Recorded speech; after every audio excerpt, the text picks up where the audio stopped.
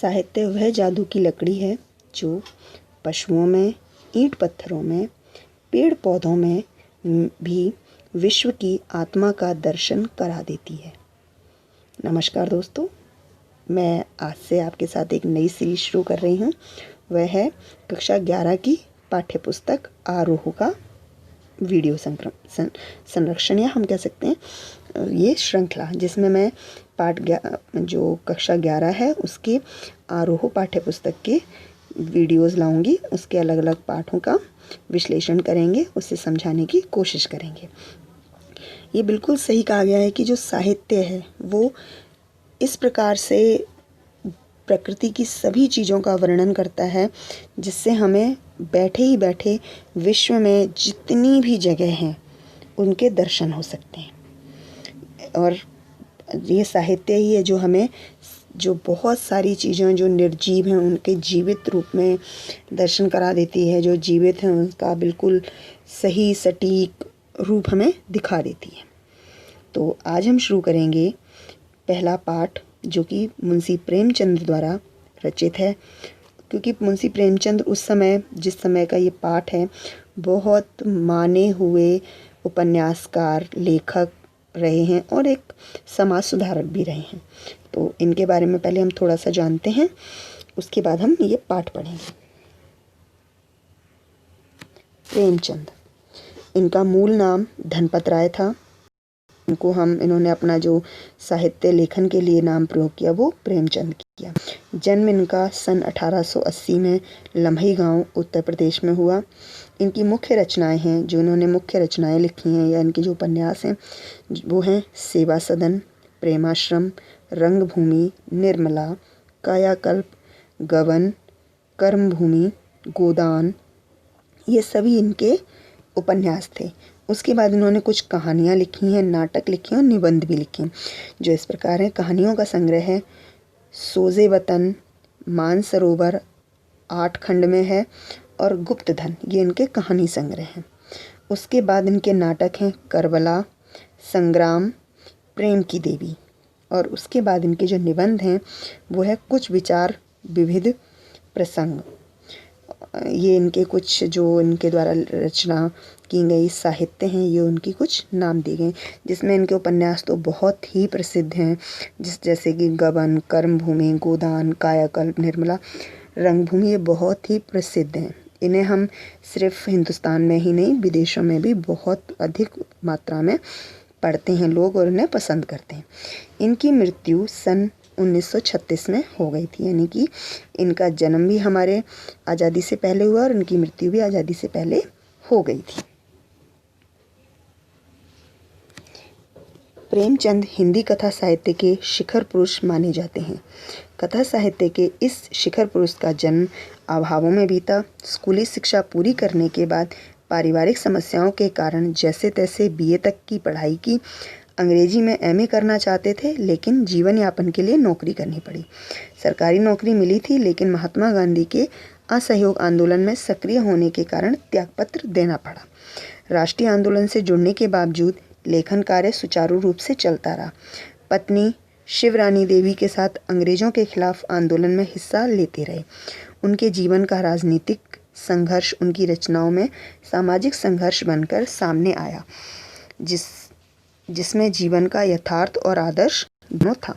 यानी कि इनका जन्म, जैसा कि बताया गया है, उत्तर प्रदेश के एक छोटे से गांव लम्ही में हुआ था, और बचपन से ही इनका जीवन अभावों से, कि ना बहुत ज़्यादा सुख सुविधाएं नहीं मिली थी, क्योंकि हम अंग्रेज़ों के अधीन थे, परिवार निर्धन था। तो जैसे तैसे इन्होंने अपनी बीए की पढ़ाई की और उसके बाद सरकारी नौकरी करने लगे। सरकारी नौकरी इन्होंने छोड़ दी जब 1920-22 में गांधी जी ने असहयोग आंदोलन चलाया। असहयोग आंदोलन में इन्होंने वो नौकरी छोड़ दी, और उसके बाद इन्होंने अपनी पत्नी के साथ, शिवरानी के साथ, अंग्रेज़ों के खिलाफ जो उनके विरोध आंदोलन थे या जो भी कार्य थे उसमें बढ़ चढ़कर भाग लिया। हिंदी साहित्य के इतिहास में कहानी और उपन्यास की विधा में विकास का काल विभाजन प्रेमचंद को ही केंद्र में रखकर किया जाता है। यानी कि जो हम डिवाइड करते हैं कि साहित्य कितने भागों में बांटा जाएगा, तो प्रेमचंद के अनुसार ही होता है, यानी कि प्रेमचंद के आने से पूर्व, प्रेमचंद का समय और उनके मृत्यु के पश्चात। उन्हें बहुत महानता ही प्राप्त है क्योंकि उनके द्वारा लिखे गए काव्य संग्रह, उनके द्वारा लिखे गए उपन्यास या साहित्य संग्रह को हमेशा ही सर्वोच्च दृष्टि से देखा जाता है। उसके बाद उनका कुछ बहुत महत्वपूर्ण जो चीज़ें मानी गई वो हैं गोदान उपन्यास, पूस की रात और कफन जैसी कहानियाँ और उपन्यास। पूस की रात बहुत ही अच्छी कहानी है, ये आप लोगों ने शायद नहीं भी पढ़ी होगी। अगर मुझे मिलेगी तो मैं उस पर भी कभी वीडियो बनाऊंगी, तो आप ज़रूर पढ़िएगा। ये जो कहानी है ये है हमारी नमक का दरोगा। इसका जो पहला प्रकाशन हुआ था वो 1914 में हुआ था। उसके बाद ये बदलता रहा, बढ़ता रहा और अब इसका एक नया ही रूप आपको मिल जाएगा। तो आइए हम इसको पढ़ते हैं, इसमें क्या बताया गया है।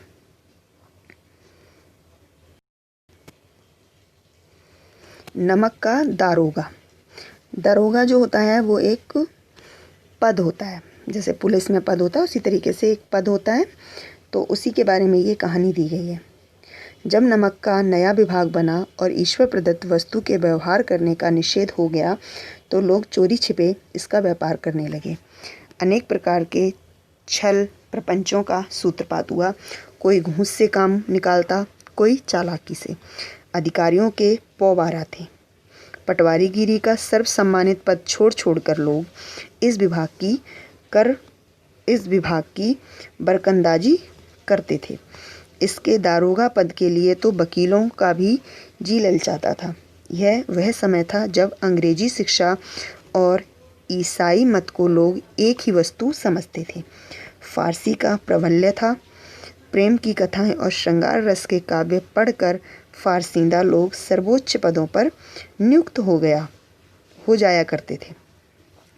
मुंशी बंसीधर भी जुलेखा की विरह कथा समाप्त करके मजनू और फरहाद के प्रेम वृतांतों को, नल और नील की लड़ाई और अमेरिका के आविष्कारों से अधिक महत्व की बातें समझते हुए रोजगार की खोज में निकले। उनके पिता एक अनुभवी पुरुष थे। समझाने लगे, बेटा घर की दुर्दशा देख रहे हो, ऋण के बोझ से दबे हुए हैं, लड़कियां हैं वह घास फूस की तरह बढ़ती चली जाती हैं। मैं कगारे पर का वृक्ष हो रहा हूँ, ना मालूम कब गिर पड़ूं। अब तुम ही घर के मालिक मुख्तार हो, नौकरी में ओहदे की ओर ध्यान मत देना। यह तो पीर का मज़ार है, निगाह चढ़ावे और चादर पर रखनी चाहिए। ऐसा काम ढूंढना जहाँ कुछ ऊपरी आय हो। मासिक वेतन तो पूर्णमासी का चांद है जो एक दिन दिखाई देता है और घटते घटते लुप्त हो जाता है। ऊपरी आय बहता हुआ स्रोत है जिसमें सदैव प्यास बुझती है। वेतन मनुष्य देता है, इसी से उसकी वृद्धि नहीं होती। ऊपरी आमदनी ईश्वर देता है, इसी से उसकी बरकत होती है। तुम स्वयं विद्वान हो, तुम्हें क्या समझाऊं। इस विवेक की बड़ी आवश्यकता है। मनुष्य को देखो, उसकी आवश्यकता को देखो और अवसर को देखो। उसके उपरांत जो उचित समझो करो। गरज वाले आदमी के साथ कठोरता करने में लाभ ही लाभ है, लेकिन बेगरज को दांव पर पाना ज़रा कठिन है। इन बातों को निगाह में बांध लो, यह मेरी जन्म भर की कमाई है। ये उस समय की घटना है जब नया नमक कानून लागू किया गया था, क्योंकि अंग्रेज़ों द्वारा इस प्रकार का नमक कानून लाया गया था कि नमक पर बहुत अधिक कर लगाया गया, टैक्स लगाया गया और लोगों को नमक चोरी चुपके, धांधली करके या गलत तरीक़ों से लेना पड़ता था। तो उस समय एक नया विभाग शुरू किया गया, डिपार्टमेंट शुरू किया गया और उसमें नौकरी पाने के लिए बड़े बड़े लोग अपने बड़े बड़े पदों को छोड़कर उसमें आ जाना चाहते थे। क्यों? क्योंकि उसमें जो ऊपर की कमाई होती है, जो एक्स्ट्रा इनकम होती है सैलरी के अलावा, वो बहुत ज़्यादा थी। लोग घूस देते थे, रिश्वत देते थे, लालच देते थे अलग अलग चीज़ों का और लोग उसे मान लेते थे।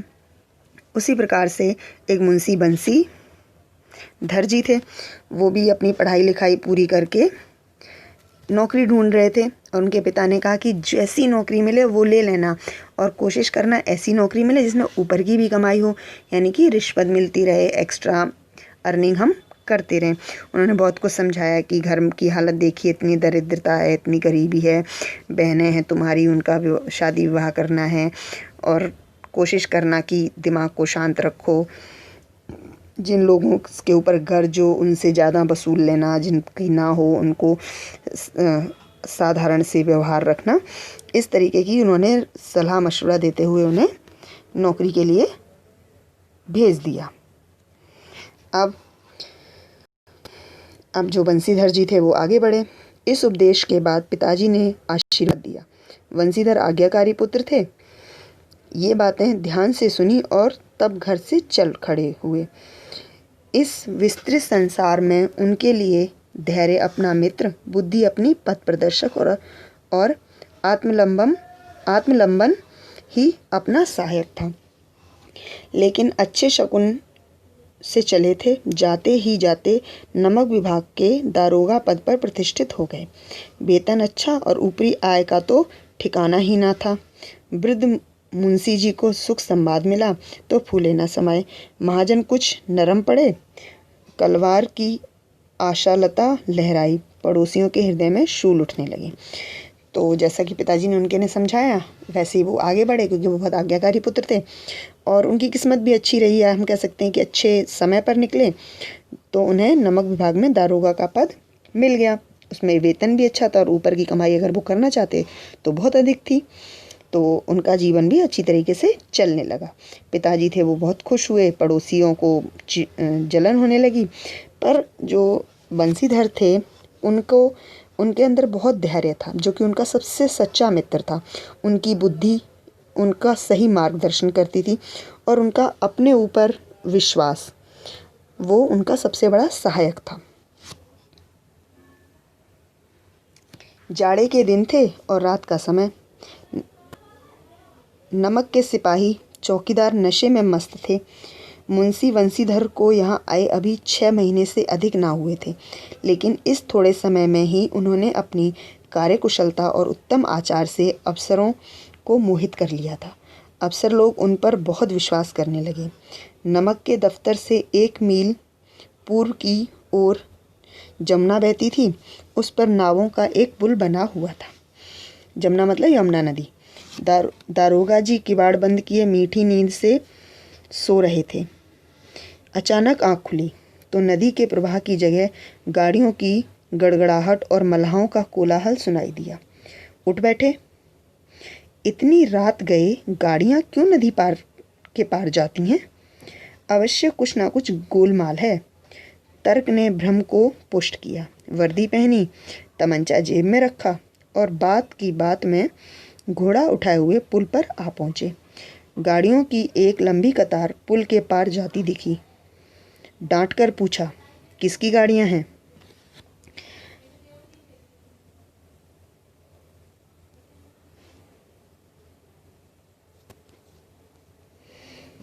अब जैसे उनको दारोगा का पद मिल गया और वो क्योंकि कार्यकुशल थे, बुद्धिमान थे, तो उनकी सभी से बहुत अच्छी जान पहचान हो गई और सभी की नज़रों में भी बहुत अच्छे साबित हो गए।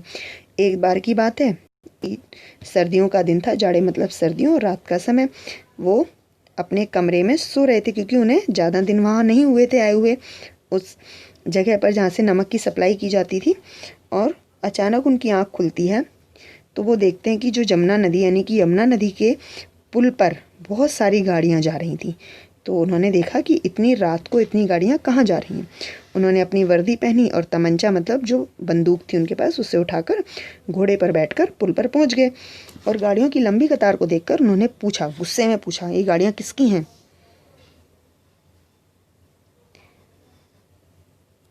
थोड़ी देर तक सन्नाटा रहा, में कुछ कानाफूसी हुई। तब आगे वाले ने कहा, पंडित अलोपी दीन की। पहले तो सब सन्नाटा छा गया, कोई कुछ नहीं बोला। फिर आपस में लोगों ने बात की, फिर बताया कि पंडित अलोपी दीन की गाड़ी है। कौन पंडित अलोपी दीन? दातागंज के। उन्होंने गुस्से में पूछा, कौन है ये? तो उन्होंने बताया जो दातागंज के हैं। मुंशी बंसीधर चौंके। पंडित अलोपी दीन इस इलाके के सबसे प्रतिष्ठित जमींदार, लाखों रुपए का लेन देन करते थे। इधर छोटे से बड़े कौन ऐसे थे जो उनके ऋणी ना हों, यानी कि जो पंडित अलोपी दीन थे वो बहुत अमीर इंसान थे और उस समय वो सामंत का या जमींदार का रूप थे। वो सभी को ऋण देते थे और सभी लोग उनके ऋण के अधीन थे। ऋणी मतलब जो कर्ज लेने वाला होता है, और बहुत चलते पुर्जा थे। व्यापार भी बड़ा लंबा चौड़ा था, बड़े चलते पुर्जे आदमी थे।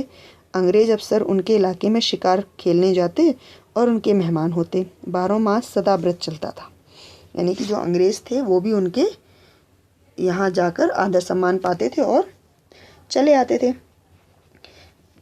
मुंशी जी ने पूछा, गाड़ियाँ कहाँ जाएंगी? उत्तर मिला, कानपुर। लेकिन इस प्रश्न पर कि इनमें क्या है, सन्नाटा छा गया। दरोगा साहब का संदेह और भी बढ़ा। कुछ देर तक उत्तर की बाट देखकर वह जोर से बोले, क्या तुम सब गूंगे हो गए हो? हम पूछते हैं इनमें क्या लदा है। जब इस बार भी कोई उत्तर ना मिला तो उन्होंने घोड़े को एक गाड़ी से मिलाकर बोरे को टटोला। भ्रम दूर हो गया। यह नमक के डेले थे। जब ये पूछा कहाँ जाएगी तो बता दिया कानपुर। फिर जब ये पूछा कि इसमें क्या है तो किसी ने उत्तर नहीं दिया। क्यों? क्योंकि वो गैर कानूनी तरीके से नमक की तस्करी कर रहे थे, यानी कि नमक को एक जगह से दूसरी जगह गैर कानूनी तरीके से भेजा जा रहा था। दरोगा साहब ने देखा और उन्होंने समझ लिया कि ये नमक है। पंडित अलोपी दीन अपने सजीले रथ पर सवार कुछ सोते हुए जागते चले आते थे। अचानक कई गाड़ीवानों ने घबराए हुए जाकर जगाया और बोले, महाराज, दारोगा ने गाड़ियां रोक दी हैं और घाट पर खड़े आपको बुलाते हैं। गाड़ियां रोक दी गई थी और एक आदमी जाके पंडित अलोपी दीन को बुलाकर लाया कि गाड़ियां रोक दी गई हैं और आपको बुलाया गया है।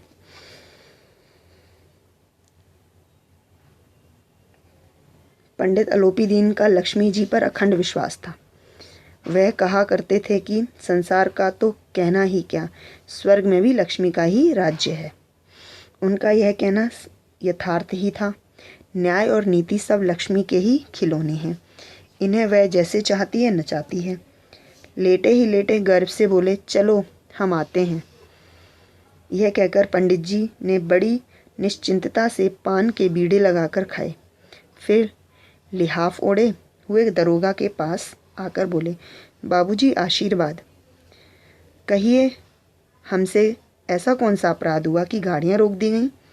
हम ब्राह्मणों पर तो आपकी कृपा दृष्टि रहनी चाहिए। जो पंडित अलोपी दीन थे उनका मानना था कि जो पैसा है, यानी कि धन है, वो हर समस्या का समाधान कर सकता है। यानी कि इस संसार में ही क्या, जो स्वर्ग में मृत्यु के पश्चात जाते हैं वहाँ पर भी लक्ष्मी का ही राज है। हर तरीके से लक्ष्मी के द्वारा समस्याओं का समाधान किया जा सकता है, न्याय को बदला जा सकता है, नीति को बदला जा सकता है। और उसी निश्चिंतता से उन्होंने कहा, जाइए हम आते हैं। उन्होंने अपना कपड़े पहने, लिहाफ ओढ़ा, मतलब जो कंधे पर डालने वाला गौछा या कोई भी चादर वगैरह या जो शॉल है वो ओढ़ी और आ गए। उनसे कहने लगे, हमसे क्या ऐसी गुनाह हो गया या अपराध हो गया जो आपने हमारी गाड़ियाँ रोक दी। बंसीधर रुखाई से बोले, सरकारी हुक्म, ये सरकारी हुक्म है। पंडित अलोपी दीन ने हंसकर कहा, हम सरकारी हुक्म को नहीं जानते और न सरकार को। हमारे सरकार तो आप ही हैं। हमारा और आपका तो घर का मामला है। हम कभी आपसे बाहर हो सकते हैं? आपने व्यर्थ का कष्ट उठाया। यह हो नहीं सकता कि इधर से जाएं और इस घाट के देवता को भेंट ना चढ़ावें। मैं तो आपकी सेवा में स्वयं ही आ रहा था। वंशीधर पर ऐश्वर्य की मोहिनी वंशी का कुछ प्रभाव ना पड़ा। ईमानदारी की नई उमंग थी। कड़क कर बोले, हम उन नमक हरामों में नहीं हैं जो कौड़ियों पर अपना ईमान बेचते फिरते हैं। आप इस समय हिरासत में हैं। आपका कायदे के अनुसार चालान होगा। बस, मुझे अधिक बातों की फुर्सत नहीं है। जमादार बदलू सिंह, तुम इन्हें हिरासत में ले चलो, मैं हुक्म देता हूँ। पंडित जी ने बहुत कोशिश की उसे लालच देने की, रिश्वत देने की, पर वो नहीं माना और उन्होंने जो जमादार बदलू सिंह थे उनसे कहा कि इसे हिरासत में ले लो, मेरा हुक्म है। पंडित अलोपी दीन स्तंभित हो गए, एकदम हैरान हो गए। गाड़ी उछल मच गई। पंडित जी के जीवन में कदाचित यह पहला ही अवसर था कि पंडित जी को ये ऐसी कठोर बातें सुननी पड़ी। बदलू सिंह आगे बढ़ा, किंतु रौब के मारे यह साहस ना हुआ कि उनका हाथ पकड़ सके। पंडित जी ने धर्म को धन का ऐसा निरादर करते कभी ना देखा था। विचार किया, यह अभी उदंड लड़का है, माया मोह के जाल में अभी नहीं पड़ा, अल्लड़ है, झिझकता है। बहुत दीन भाव से बोले, बाबू साहब ऐसा ना कीजिए, हम मिट जाएंगे, इज्जत धूल में मिल जाएगी। हमारा अपमान करने से आपके हाथ क्या आएगा? हम किसी तरह आपसे बाहर थोड़े ही ना हैं। फिर उन्होंने कोशिश की कि दोबारा से उसे अपनी बातों में उलझाया जाए, उसे कुछ लालच दिया जाए। फिर से उसने अपनी बातें शुरू कर दी कि हमें पकड़कर आपको क्या फ़ायदा होगा, हमारी इज्जत खराब हो जाएगी, ये सारी चीज़ें। बंसीधर ने कठोर स्वर में कहा, हम ऐसी बातें नहीं सुनना चाहते। उन्होंने एकदम डांट दिया कि हमें ऐसी बातें नहीं सुननी, जो मैंने कहा है वही होगा। अलोपी दीन ने जिस सहारे को चट्टान समझ रखा था, वह पैरों के नीचे से खिसकता हुआ मालूम हुआ। स्वाभिमान और धन ऐश्वर्य को कड़ी चोट लगी, किंतु अभी तक धन की सांख्यिक शक्ति का पूरा भरोसा था। अपने मुख्तार से बोले, लाला जी 1000 के नोट बाबू साहब को भेंट करो, आप इस समय भूखे सिंह हो रहे हैं। उन्होंने सोचा कि अब ऐसे बातों से नहीं माना है तो शायद पैसों से मान जाएगा।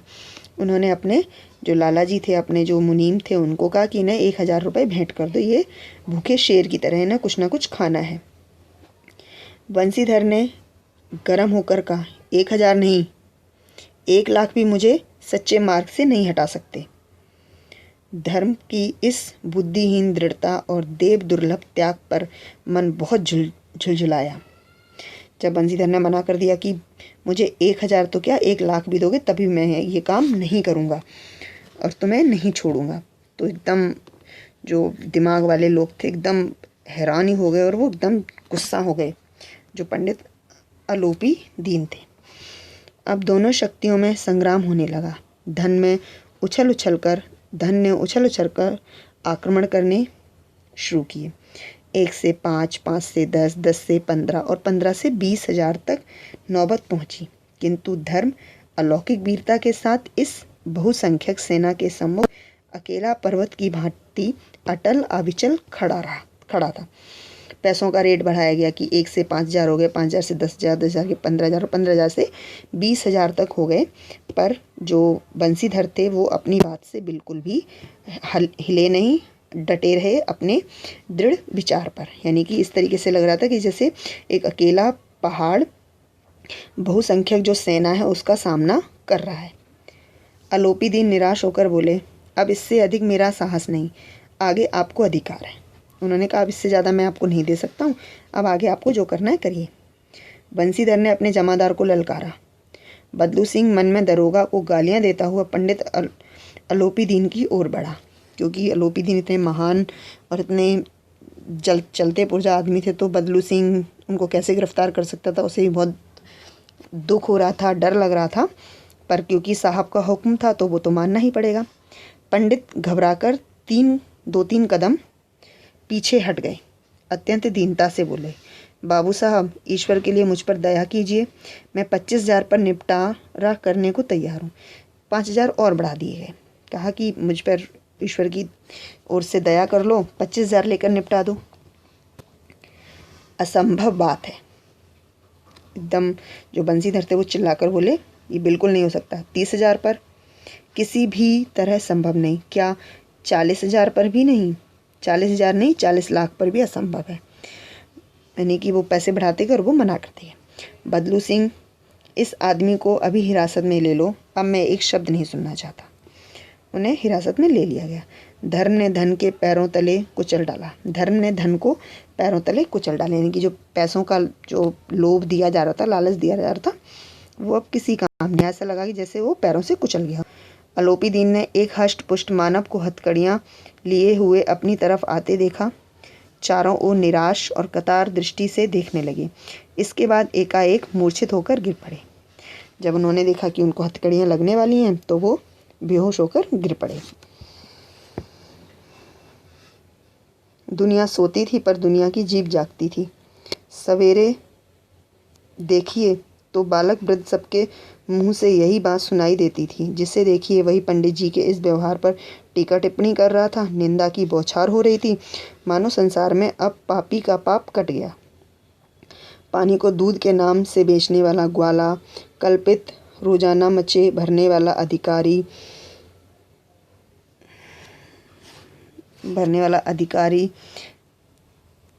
या रेल में बिना टिकट सफ़र करने वाले बाबू लोग, जाली दस्तावेज बनाने वाले सेठ और साहूकार, यह सब के सब देवताओं की भांति गर्दनें चला रहे थे। जब दूसरे दिन पंडित अलोपी दीन अभियुक्त होकर कांस्टेबलों के साथ हाथों में हथकड़ियाँ, हृदय में ग्लानि और शोभ भरे लज्जा से गर्दन झुकाए अदालत की तरफ चले तो सारे शहर में हलचल मच गई। मेलों में कदाचित आंखें इतनी भाग्य व्यग्र ना होती होंगी। भीड़ के मारे छत और दीवार में कोई भेद ना था। जैसी ये खबर सुनी कि अलोपी दीन को गिरफ्तार कर लिया गया है तो ऐसे ऐसे लोग टीका टिप्पणियाँ करने लगे, अपनी राय सलाह देने लगे जो खुद उसी गंदगी में घुसे हुए थे, यानी कि खुद घूसखोरी करते थे, लोगों को ठगते थे, गलत काम करते थे, पर सभी भगवान की तरह उनके लिए न्याय भरी बातें करने लगे कि उन्हें ऐसा करना नहीं चाहिए था या उन्होंने ऐसा गलत किया, इस तरीके से। अगले दिन जब अलोपी दीन को जेल में निकाल कर अदालत में पेश किया गया तो उन्हें देखने के लिए इतनी भीड़ थी और ऐसा लग रहा था इतनी भीड़ तो कभी मेला देखने के लिए भी नहीं हुई होगी। इतनी भीड़ की समझ नहीं आ रहा था कि लोग छत पर बैठे हैं या दीवार पर बैठे हैं। किंतु अदालत में पहुंचने की देर थी। पंडित अलोपी दीन इस अगाध वन के सिंह थे।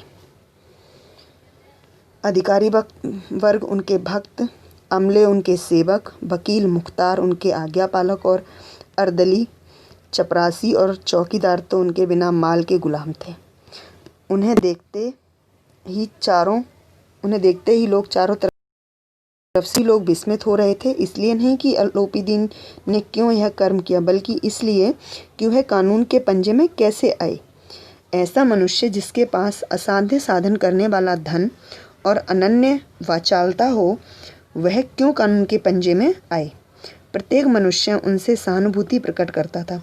बड़ी तत्परता से इस आक्रमण को रोकने के लिए निमित्त वकीलों की एक सेना तैयार की गई।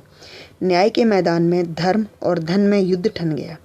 वंशीधर चुपचाप खड़े थे। उनके पास सत्य के सिवा कोई बल न था, न स्पष्ट भाषण के अतिरिक्त कोई शास्त्र। गवाह थे किंतु लोभ से डामाडोल। जिस दिन वो अदालत में पेश किए गए, सभी लोग उनके सेवक थे, चाहे वो वकील हो, चौकीदार हो, पुलिस हो, हर कोई उनका गुलाम था। एक बहुत बड़ी वकीलों की सेना बनाई गई जिन्होंने अलग अलग तरीके के उदाहरण देकर, सबूत देकर उन्हें छुड़ा लिया। जो बंशीधर थे उनके पास कुछ सबूत नहीं थे और जो गवाह थे वो भी लोभ के मारे अपने वचनों से पलट गए। यहाँ तक कि मुंशी जी को न्याय भी अपनी ओर से कुछ खींच हुआ दिख पड़ता था। यह न्याय का दरबार था, परंतु उनके कर्मचारियों पर पक्षपात का नशा छाया हुआ था। किंतु पक्षपात और न्याय का क्या मेल। जहाँ पक्षपात हो वहाँ न्याय की कल्पना नहीं की जा सकती। मुकदमा शीघ्र ही समाप्त हो गया। डिप्टी मजिस्ट्रेट ने अपनी तजवीज़ में लिखा, पंडित अलोपी दीन के विरुद्ध किए गए प्रमाण निर्मूल और भ्रमात्मक हैं। वह एक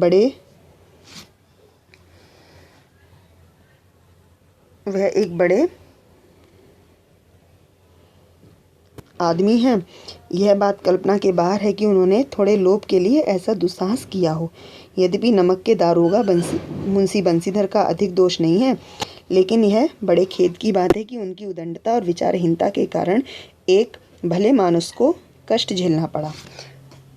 हम प्रसन्न हैं कि वह अपने काम से सजग और सचेत रहता है, किंतु नमक मुकदमे की बढ़ी हुई नमक हलाली ने उनके विवेक और बुद्धि को भ्रष्ट कर दिया। भविष्य में उन्हें होशियार रहना चाहिए। न्याय के मंदिर में अन्याय जीत गया, यानी कि अदालत में अलोपी दीन बेकसूर साबित हुए और मजिस्ट्रेट ने लिखा कि ये बहुत महान और योग्य मनुष्य हैं, बहुत इज्जत वाले हैं, इन्हें ऐसा कार्य करने की कोई आवश्यकता नहीं रही होगी।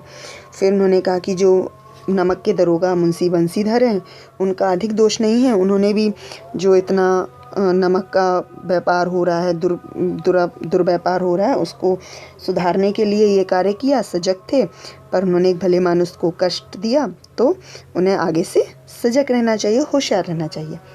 वकीलों ने यह फैसला सुना और उछल पड़े। पंडित अलोपी दीन मुस्कुराते हुए बाहर निकले। स्वजन बांधवों ने पैसों रुपयों की लूट की। उदारता का सागर उमड़ पड़ा। उसकी लहरों ने अदालत की नींव तक हिला दी। जब बंसीधर बाहर निकले तो चारों ओर से उनके ऊपर व्यंग बाणों की वर्षा होने लगी।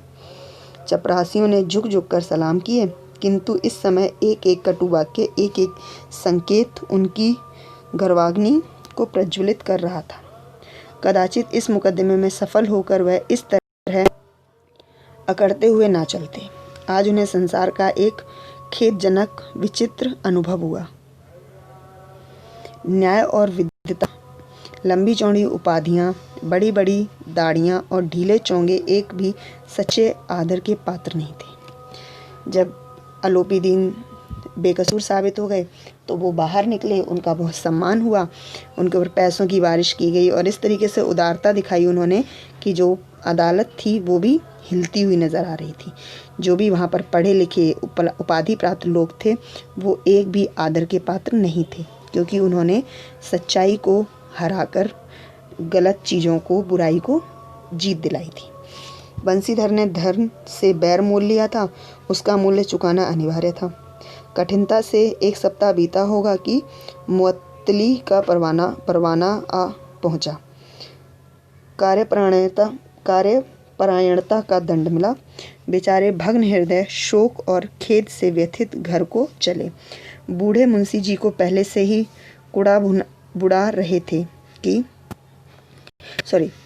बूढ़े मुंशी जी तो पहले से ही कुड़बुड़ा रहे थे। चलते चलते इस लड़के को समझाया था, लेकिन इसने एक न सुनी। सब मनमानी करता है। हम तो कलवार और कसाई के तगाड़े सहे, बुढ़ापे में भगत बनकर बैठे और वहाँ बस वही सूखी तनख्वाह। हमने भी तो नौकरी की और कोई ओहदेदार नहीं थे, लेकिन काम किया, दिल खोलकर किया, और आप ईमानदार बनने चले हैं। घर में चाहे अंधेरा हो, मस्जिद में स्वयं दिया जलाएंगे। खेद ऐसी समझ पर पढ़ना लिखना सब अकारथ गया। इसके थोड़े ही दिनों बाद जब मुंशी बंसीधर इस दुरावस्था में घर पहुंचे और बूढ़े पिताजी ने समाचार सुना तो सिर पीट लिया। बोले, जी चाहता है हमारा और अपना सिर फोड़ लूं। बहुत देर तक पछता कर हाथ मलते रहे। क्रोध में कुछ कठोर बातें भी कहीं, और यदि बंसीधर वहाँ से टल ना जाते तो अवश्य ही वह क्रोध विराट रूप धारण करता। वृद्धा माता को हुआ जगन्नाथ और रामेश्वर यात्रा की कामनाएं मिट्टी में मिल गईं। पत्नी ने तो कई दिन तक सीधे मुंह बात ही नहीं की। अब किसी बड़े नामी पुरुष से पंगा लिया है तो उसका हर्जाना भी भरना पड़ेगा। हफ्ता ही बीता होगा कि नौकरी से हाथ धोना पड़ा। जब पिता को पता चला इस बात का तो पहले से ही बहुत गुस्सा हो रहे थे। कह रहे थे, पहले इतना समझाया था, हमने भी नौकरी की, क्या ज़रूरत थी इतनी ईमानदारी दिखाने की, ये सब। और जब वो घर पहुँचे तो बहुत गुस्सा हुए। और माता भी, उन्हें जगन्नाथ और रामेश्वर की यात्रा की कल्पनाएं की थी, वो सब बेकार हो गई। और पत्नी तो इतना गुस्सा हुई कि हफ्ते भर सीधे मुँह बात ही नहीं की, या कुछ दिनों तक। इसी प्रकार एक सप्ताह बीत गया। संध्या का समय था। बूढ़े मुंशी जी बैठे राम नाम की माला जप रहे थे। इसी समय उनके द्वार पर सजा हुआ रथ आकर रुका। हरे और गुलाबी पर्दे, पचहिए बैलों की जोड़ी, उनकी गर्दनों में नीले धागे, सींगें पीतल से जड़ी हुई। कई नौकर लाठियां कंधों पर रखे साथ थे। मुंशी जी अगवानी को दौड़े। देखा तो पंडित अलोपी दीन है। झुककर दंडवत की और लल्लो चप्पो की बातें करने लगे। हमारा भाग्य उदय हुआ जो आपके चरण इस द्वार पर आए। आप हमारे पूज्य देवता हैं, आपको कौन सा मुंह दिखावें। मुंह में तो कालिख लगी हुई है, किंतु क्या करें, लड़का अभागा कपूत है, नहीं तो आपसे क्यों मुंह छिपाना पड़ता। ईश्वर निसंतान चाहे रखे, पर ऐसी संतान ना दे। जैसे ही अलोपी दीन जी मुंशी जी के दरवाजे पर आए, उनकी भव्यता देखकर एकदम सब स्तब्ध रह जाते हैं। वो भी गए, उनका स्वागत किया और उन्हें मनाने के लिए, पुचकारने के लिए बड़ी बड़ी बातें करने लगे कि हम क्या मुंह दिखाएं, लड़के ने हमारा इज्जत ही ख़राब कर दी, ये अभागा है, ऐसे संतान से तो ना संतान होना अच्छा है। अलोपी दीन ने कहा, नहीं भाई साहब, ऐसा ना कहिए। मुंशी जी ने चकित होकर कहा, ऐसी संतान को और क्या कहूँ। अलोपी दीन ने वात्सल्यपूर्ण स्वर में कहा, कुल तिलक और पुरुषों की कीर्ति उज्जवल करने वाले संसार में ऐसे कितने धर्मपरायण मनुष्य हैं जो धर्म पर अपना सब कुछ अर्पण कर सकें। उन्होंने कहा, बहुत प्रेम पूर्वक कहा कि इस समाज में ऐसे कितने लोग हैं जो धर्म को बचाने के लिए अपना सब कुछ छोड़ दें या उस पर अर्पित कर दें। पंडित अलोपी दीन ने बंसीधर, दारोगा जी, इसे खुशामद ना समझिए। खुशामद करने के लिए मुझे इतना कष्ट उठाने की ज़रूरत ना थी। उस रात को आपने अपने अधिकार बल से मुझे अपनी हिरासत में लिया था, किंतु आज मैं स्वेच्छा से आपकी हिरासत में हूँ। मैंने हज़ारों रईस और अमीर देखे, हज़ारों उच्च पदाधिकारियों से काम पड़ा, किंतु मुझे परास्त किया तो आपने। मैंने सबको अपना और अपने धन का गुलाम बनाकर छोड़ दिया। मुझे आज्ञा दीजिए कि आपसे कुछ विनय करूं। अलोपी दीन ने बंसीधर को जैसे ही देखा उनसे कहा कि मैं आपकी खुशामद करने नहीं आया हूँ, उसके लिए मुझे यहाँ आने की ज़रूरत नहीं थी। मैंने बड़े अधिकारी, अमीर लोग, गरीब लोग सब देखे और सबसे अपना काम निकलवाया, सबको अपना गुलाम बना लिया, पर मुझे जो हराया है वो आपने हराया। आपने जो मुझे उस दिन गिरफ़्तार किया, हिरासत में लिया, वो मुझे उससे पहले कोई नहीं कर पाया था। अगर आपकी आज्ञा हो तो मैं एक विनय करूं, एक विनती करूं आपसे।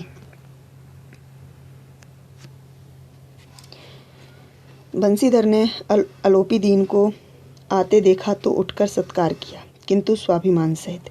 समझ गए कि यह महाशय मुझे लज्जित करने और जलाने आए हैं। क्षमा प्रार्थना पर चेष्टा नहीं की, वरन उन्हें अपने पिता की यह ठकुर सुहाती की बात असह्य सी प्रतीत हुई। पर पंडित जी की बातें सुनी तो मन की मैल मिट गई। पंडित जी की ओर उड़ती हुई दृष्टि से देखा, सद्भाव झलक रहा था। गर्व से अब लज्जा के सामने सिर झुका दिया। शर्माते हुए बोले, यह आपकी उदारता है जो ऐसा कहते हैं। मुझसे जो कुछ अविनय हुई है उसे क्षमा कीजिए। मैं धर्म की बेड़ी में जकड़ा हुआ था, नहीं तो वैसे मैं आपका दास हूँ।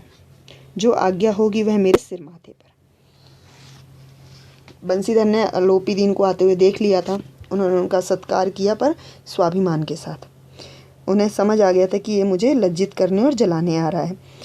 और पर जैसे उनके पिता उसके सामने गिड़गिड़ा रहे थे, वो चीज़ उन्हें बिल्कुल अच्छी नहीं लगी। पर जब पंडित जी की बात सुनी, यानी कि अलोपी दीन की बात सुनी, तो उन्हें थोड़ी शांति हुई, उनके मन को संतुष्टि हुई कि ये मुझे जलाने या लज्जित करने नहीं आया। उन्होंने कहा कि ये मेरा उस दिन फ़र्ज़ था जो मुझे ऐसा काम करना पड़ा, नहीं तो मैं आपका दास ही हूँ। जो आज्ञा दोगे वो मेरे सिर माथे पर होगी, यानी कि उसे मैं मान लूँगा। अलोपी दीन ने विनीत भाव से कहा, नदी तट पर आपने मेरी प्रार्थना नहीं स्वीकार की थी, किंतु आज स्वीकार करनी पड़ेगी। उन्होंने कहा कि वहाँ आपने मेरी बात नहीं मानी थी, पर आज मान लेना।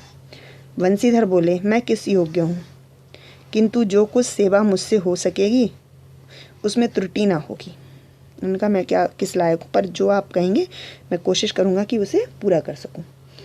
अलोपी दीन ने एक स्टंप लगा हुआ पत्र निकाला और उसे बंसीधर के सामने रखकर बोले, इस पद को स्वीकार कीजिए और अपने हस्ताक्षर कर दीजिए।